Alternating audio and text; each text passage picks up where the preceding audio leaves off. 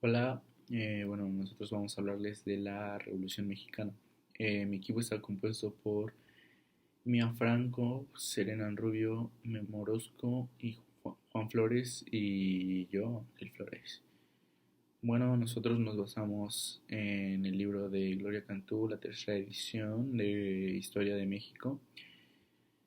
Y bueno, debido al confinamiento que estamos atravesando, decidimos dividir el capítulo en 5 partes para que cada quien tenga una participación igual. Vamos allá.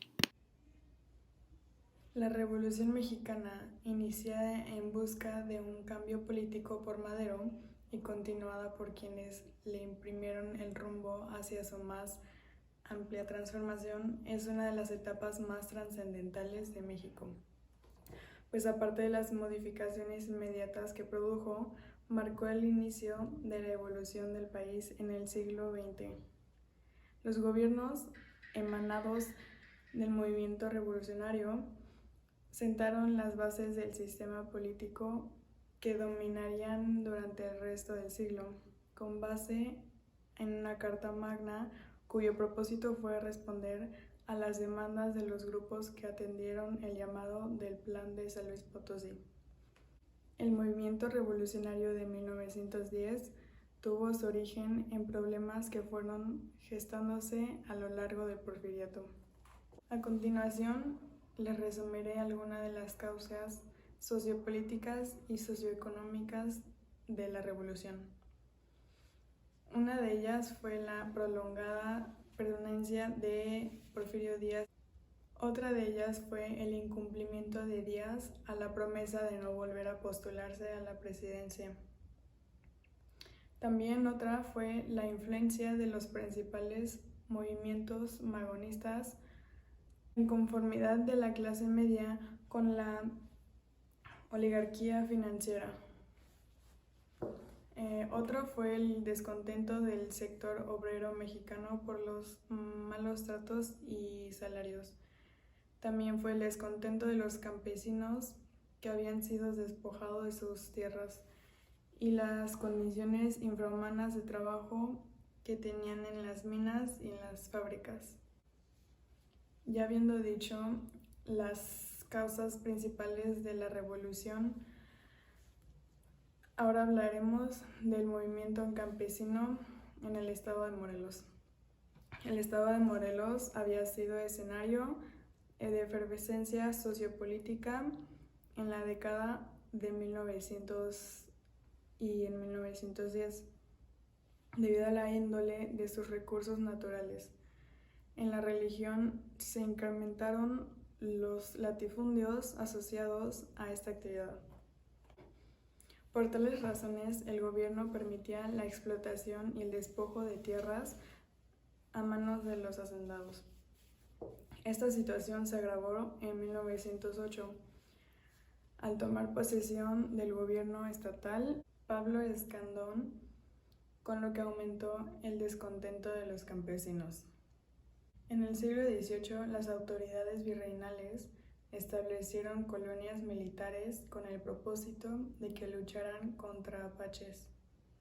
Esta política continuó bajo los gobiernos independientes. Al avanzar el porfiriato, la amenaza de los apaches dejó de existir y la zona fronteriza se tornó más tranquila. Así el gobierno ya no necesitaba la ayuda de los campesinos libres.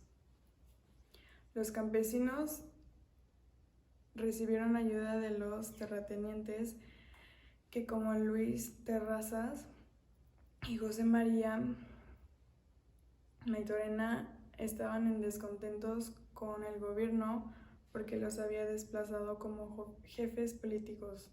Ambos alentaron la lucha de los campesinos y les brindaron refugio.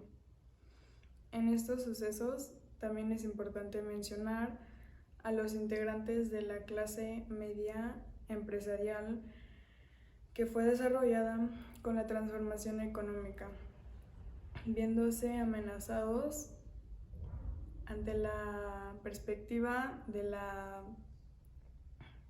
los científicos manejando las finanzas del país. y temían que al retirarse Díaz el poder quedara en manos de ese grupo, mientras que la clase media profesional obrera se vio afectada por la crisis económica que provocó la reducción de los salarios, al mismo tiempo que disminuían sus oportunidades de ascenso social. La Revolución Maderista. De acuerdo con el Plan de San Luis Potosí, la revolución debía iniciarse el 20 de noviembre y Madero se dispuso a cumplir con la disposición. Suponiendo que el plan había fracasado, Madero se embarcó a Veracruz al enterarse de que algunos sitios de la República habían sido atendidos a su llamado. El 20 de noviembre se habían efectuado diversas sublevaciones en Chihuahua, Durango, San Luis Potosí y Veracruz. Para el 30 del mismo mes se había extendido a 7 estados. Las tropas federales se mantuvieron a la defensiva mostrando su habilidad. Debido a que en los últimos años del Porfiriato el ejército funcionaba casi como fuerza policial. Ante la gravedad de la situación, Díaz suspendió las garantías individuales, buscando contener la rebelión, pero dicha decisión no tuvo el efecto deseado. Alarmado por las noticias de que el gobierno de Estados Unidos, concentrando fuerzas militares en la frontera, Díaz intentó negociar un acuerdo de paz. A fines de febrero, él envió una comisión encargada a entrevistarse con familiares de Francisco y Madero, pero no se llegó a ningún acuerdo. El 1 de abril, Díaz sustituyó a los secretarios con excepción del de Hacienda y el de Guerra y Marina. Envió a la Cámara de Diputados un proyecto de ley en el que se prohibía la reelección. Los representantes del gobierno buscaban negociar la paz sin que Díaz tuviera que renunciar. Madero estaba dispuesto a aceptar esta tal propuesta, pero se encontró la oposición de Venustiano Carranza y Roque Estrada, quienes lograron convencerlo de que exigieran la renuncia de Díaz. El 7 de mayo, Díaz admitía que la rebelión iniciada en Chihuahua se había extendido debido a las tendencias anárquicas y el espíritu de aventura, siempre latente en algunas capas sociales. Al día siguiente, Madero ordenó el avance hacia el sur. En vez de seguirlo, tropas al mando de Pascual Orozco y Francisco Villa decidieron enfrentar a las fuerzas federales en Ciudad Juárez, logrando una victoria que les permitió ocupar esta plaza el 10 de mayo. El 21 de mayo de 1911 se entablaron negociaciones para firmar el Pacto de Paz. En la primera cláusula de los tratados de Ciudad Juárez se establecía la renuncia de Díaz. En la segunda, la renuncia del vicepresidente Ramón Corral. En la tercera, se designaba como presidente interino a Francisco León de la Barra, secretario de Relaciones Exteriores en el gabinete de Díaz, quien habría de convocar a las elecciones generales. Los porfiristas lograron que Madero renunciara al cumplimiento del San Luis Potosí.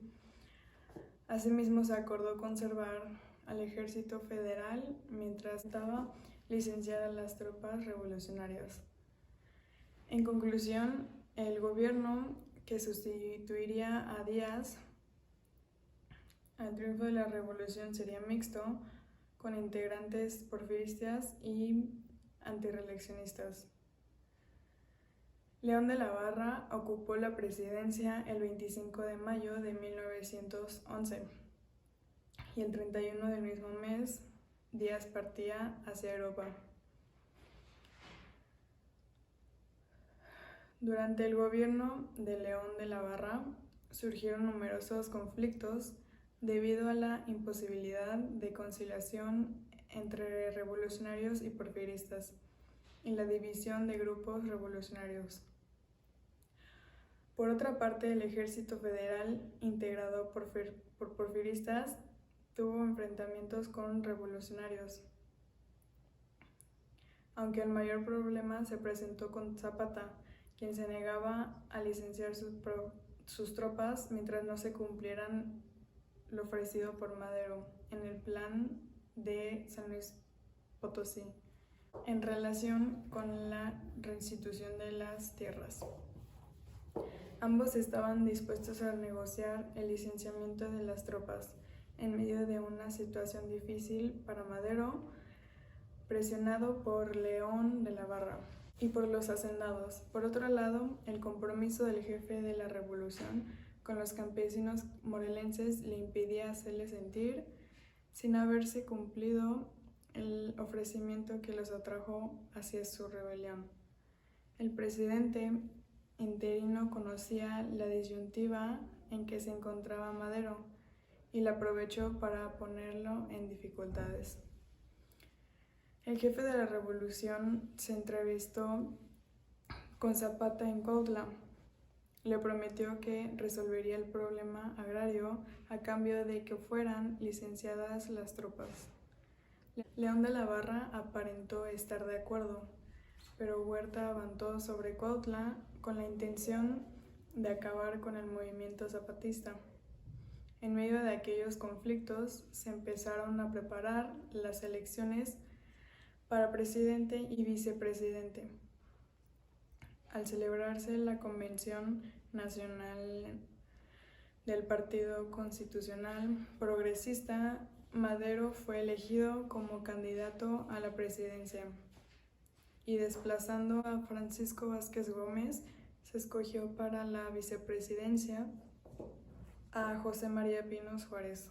Madero fue elegido por inmensa mayoría y ocupó el cargo el 6 de noviembre de 1911, en un ambiente de incertidumbre política y bajo la observación del gobierno estadounidense, que sentía desconfianza por la actitud que asumiría Madero respecto a sus intereses. Al iniciar el gobierno de Francisco I. Madero, recurrió a su política conciliadora e incluyó en su gabinete a la mayoría de los miembros del gabinete anterior, pero jamás logró la unificación que buscaba lograr. La situación en los otros poderes federales favorable para Madero, lo cual no le resultó efectiva la política de la conciliación que tanto admiraba en Díaz. En la política agraria, la preocupación de Madero por solucionar el problema lo llevó a vigorizar las funciones de la Comisión Nacional Agraria, y Madero y sus colaboradores consideraban la propiedad ejidal como una estructura atravesada por lo que favorecieron la pequeña propiedad. Para 1912 se habían recuperado 21 millones de hectáreas de tierras. Los revolucionarios presentaron iniciativas para dar solución al problema agrario, proponiendo la compra de las tierras ociosas e iniciativas más radicales, como la expropiación de tierras. En la cuestión obrera, el problema se había agravado por la agitación política y esto dio lugar a la creación de la Casa del Obrero Mundial en 1912. Dicha agrupación buscó elevar el nivel educativo de los trabajadores y así también promovió gran número de huelgas, y el gobierno decidió aumentar la injerencia del Estado para resolver los conflictos laborales, para lo cual fue creado, pero eso provocó inconformidad en algunas agrupaciones anarcosindicalistas y entre empresarios. que temían que afectaran las relaciones obrero-patronales. Mientras la situación financiera, llegando al poder Madero, esta situación había empezado a deteriorarse y en 1912 el gobierno concentró un nuevo préstamo por $10 millones. A continuación, mi compañera Serena les continuará con el tema. La Revolución Mexicana. Grupos involucrados en la lucha contra Díaz. Además de la oposición representada por el magonismo y por Madero, se presentaron otros movimientos en contra del régimen porfirista, los cuales se sumaron a la lucha maderista propuesta en el Plan de San Luis Potosí.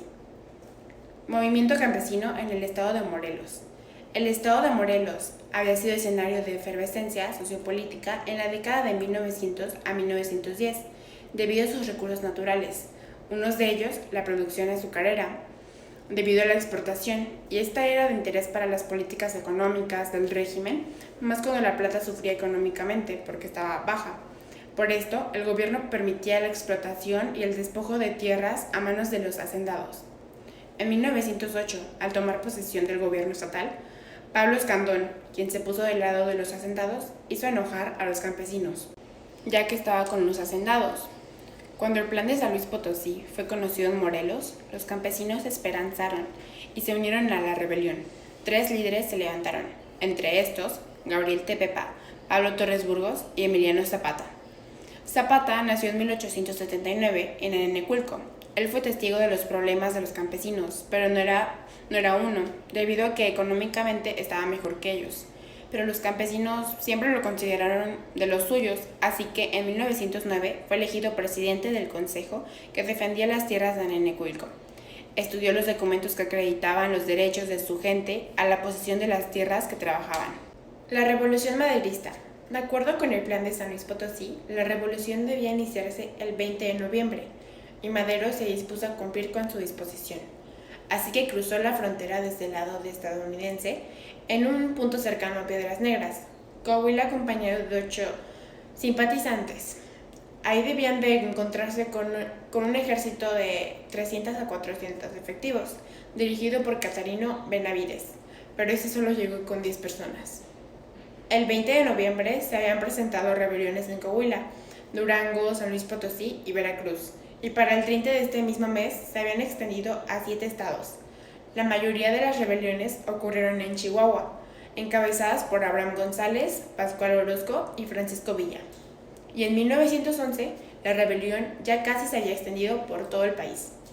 Ante este problema, Díaz suspendió las garantías individuales, buscando contener la rebelión, pero esto no tuvo solución. Como Díaz se negó a excluir en el derecho de los estadounidenses, que se habían unido a los rebeldes, aumentó la tensión entre estos dos. Así que Díaz intentó negociar un acuerdo de paz y a fines de febrero envió una comisión encargada de entrevistarse con familiares de Francisco y Madero, pero no se llegó a ningún acuerdo. A principios de marzo, esos familiares se entrevistaron con Limantour y le hicieron una propuesta de que no se iba a hacer reelección. Así que el 1 de abril, Díaz sustituyó a los secretarios, con excepción del de Hacienda y el de Guerra y Marina, y envió a la Cámara de Diputados un proyecto de ley en el que se prohibía la reelección. El gobierno mandó 2 representantes a entablar conversaciones con los dirigentes revolucionarios, y aquí estos se aceptaron. Aquí estos hablan y buscan negociar la paz sin que tuviera que renunciar Díaz, ya que Pedro Madero había considerado que renunciara. Pero ofrecen a cambio la renuncia del vicepresidente, Ramón Corral. Madero estaba dispuesto a aceptar esto, pero se encontró con la oposición de Venustiano Carranza y Roque Estrada, quienes lograron convencerlo de que se exigiera la renuncia de Díaz. El 7 de mayo, Díaz admite que la rebelión iniciada en Chihuahua se había extendido. También Díaz aceptaba la posibilidad de renunciar, pero también dijo que había cometido errores, pero que también había sabido defender a su patria y servirla con lealtad. Tras los hechos del día 10 de mayo, Madero se convirtió en el presidente provisional y nombró un Consejo de Estado. los acontecimientos fueron enfrentar las fuerzas federales en Ciudad Juárez, logrando una victoria. Los tratados de Ciudad Juárez. El 21 de mayo de 1911 se entablaron negociaciones para firmar el Pacto de Paz. En la primera cláusula de los tratados de Ciudad Juárez se establecía la renuncia de Díaz, en la segunda, la renuncia del vicepresidente Ramón Corral, y en la tercera designaba como presidente interno a Francisco León de la Barra. El Tratado de Ciudad Juárez implicaba el fin de Díaz, pero también conservaba el viejo aparato estatal, incluidos el ejército, el sistema judicial y el Congreso. Muchos de los seguidores de Madero vieron el tratado como el principio del fin del movimiento revolucionario en México. Gobierno interino de Francisco León de la Barra. Conflictos políticos. Durante el gobierno de León de la Barra surgieron numerosos conflictos debido a la imposibilidad de conciliación entre revolucionarios y porfiristas. Desde la toma de posesión hubo antagonismo entre León de la Barra y Madero, a quien su condición de jefe de la revolución le permitía intervenir en las decisiones del presidente, con el consecuente disgusto de este, quien estaba decidido a desprestigiar a Madero. Conflictos en el zapatismo. Aquí el mayor problema se presentó con Zapata, quien se negaba a licenciar sus tropas, mientras que no se cumpliera lo ofrecido por Madero en el plan de San Luis Potosí. Ambos estaban dispuestos a negociar el licenciamiento de las tropas. En medio de esta situación difícil para Madero, presionado por León de la Barra y por los hacendados, el presidente interino conocía la disyuntiva en que se encontraba Madero y le aprovechó para ponerlo en dificultades. Así que envió una columna del Ejército Federal a Morelos, al mando del general Victoriano Huerta, bajo el pretexto de imponer el orden perturbado por los zapatistas. Gobierno de Francisco I. Madero. Al iniciar su gobierno, recurrió a su política conciliadora e incluyó en su gabinete a la mayoría de los miembros del gabinete anterior. El Congreso continuó haciendo lo mismo hasta 1912, cuando cambió como resultado de elecciones para las dos cámaras. La de los diputados estuvo integrada por porfiristas y una mayoría maderista, y la otra, que era el Senado, se convirtió en un centro de conspiración debido al predominio de los porfiristas, cuya mezcla con los revolucionarios constituía un polvorín próximo a estallar. En 1910, el 97% de las tierras cultivadas estaba en manos de 830 hacendados, que se representaban en 0.01% del total de habitantes. 5.000 propietarios poseían 2% de las tierras y el resto era patrimonio comunal. En 1912 se habían recuperado 21 millones de hectáreas de tierras y los revolucionarios presentaron iniciativas para dar solución al problema agrario, proponiendo la compra de las tierras ociosas e iniciativas más radicales como la expropiación de tierras. Revolucionarios en contra de Madero. Zapatismo. El movimiento zapatista se puso en contra de Madero debido a la línea política de este. El descontento se agravó cuando la gubernatura del estado, preocupada por Ambrosio Figueroa, enemigo del zapatismo, además de que el gobierno mantenía tropas en territorio morelense. Las tropas federales pusieron un cerco a Villa de Ayala, con la intención de acabar con los zapatistas. Estos lograron huir a Puebla y el 28 de noviembre de 1911 se dio a conocer el Plan de Ayala. Orozquismo. Orozco era originario de Chihuahua y pertenecía a la clase media rural que sufrió los abusos del caciquismo. Fue nombrado jefe de la revolución en la región, destacándose por sus dotes de líder. Orozco ordenó el ataque a Ciudad Juárez. En marzo de 1912, Orozco se levantó en armas, desconociendo a Madero mediante el Pacto de la Empacadora. En este documento dice lugar por el triunfo de los ideales del Plan de San Luis Potosí y postula un programa agrario y laboral en el que promete respetar las tierras de los latifundistas. Después de 5 meses, esta rebelión orozquista fue derrotada por Victoriano Huerta. La decena trágica, intromisión del embajador de Estados Unidos. El segundo momento de la contrarrevolución organizado por miembros del Ejército Federal en colaboración con civiles antimaderistas, apoyados por el embajador de Estados Unidos, Henry Wilson. Él le había aconsejado a Madero algunas medidas para lograr la paz, pero este no atendió tales consejos y con ello intensificó la enemistad del embajador. Wilson se encargó de agravar la situación mediante informes alarmistas, pero la falta de seguridad para los estadounidenses residentes en México, con lo cual provocó las reclamaciones de su gobierno. Los principales conspiradores, el golpe de Estado que se pasaría la historia como la decena trágica, y debido a que se desarrolló en el lapso de 10 días entre el 9 y el 19 de febrero. El 9 de febrero, los federales insurrectos tomaron el Palacio Nacional y liberaron al general Reyes y Félix Díaz. El 18 de febrero, Huerta tenía una trampa a Gustavo Madero, quien fue apresado y asesinado.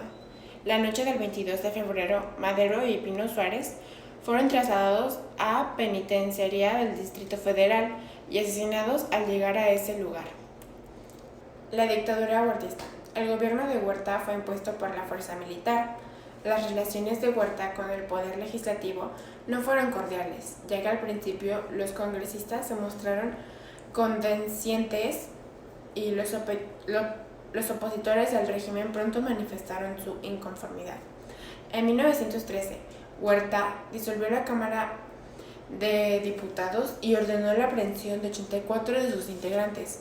Cuando los senadores se enteraron de estos hechos, acordaron disolver su propia Cámara. En marzo de 1913, Wilson asumió la presidencia de Estados Unidos. De acuerdo con esta doctrina, se había propuesto restaurar el orden moral divino en el mundo entero. México estaba incluido en los planes de este.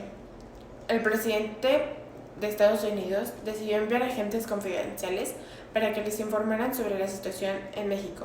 Uno de sus agentes fue John Lynn, mensajero de la embajada, con la comisión de presentar a Huerta 4 propuestas. 1. Cese inmediato al fuego y armisticio. 2.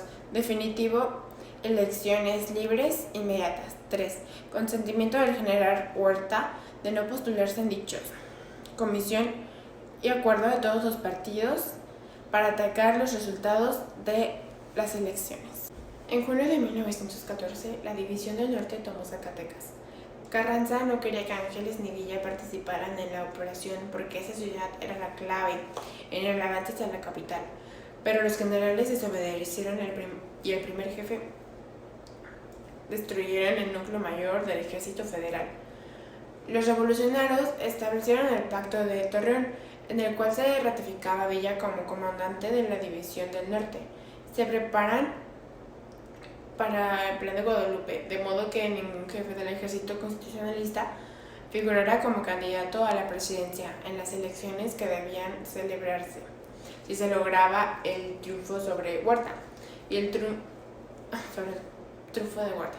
El Ejército Libertador del Sur se fue fortaleciendo desde fines de 1913, cuando tomó la ofensiva contra las fuerzas federales. En marzo de 1914, los zapatistas lograron tomar Chilpancingo, Guerrero, y se propusieron llegar a la capital del país, porque ya no encontraron resistencia. El 15 de julio, Huerta presentó su renuncia ante el Congreso y el 14 de agosto, por medio de los tratados de Teoloyucan, se logró la rendición del ejército federal en la capital, que es ocupada por los revolucionarios. El antiguo régimen había caído.